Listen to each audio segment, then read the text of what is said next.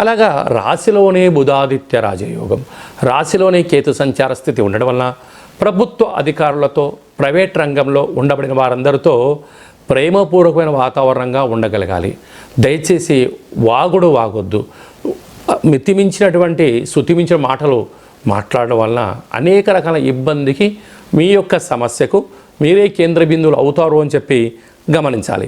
2వ స్థానంలో శుక్రుడు స్వక్షత్రకారకుడు అవ్వడం వలన గృహాలు, వాహనాలు, క్రయ విక్రయాలు యోగదాయకం అని చెప్పి గమనించాలి.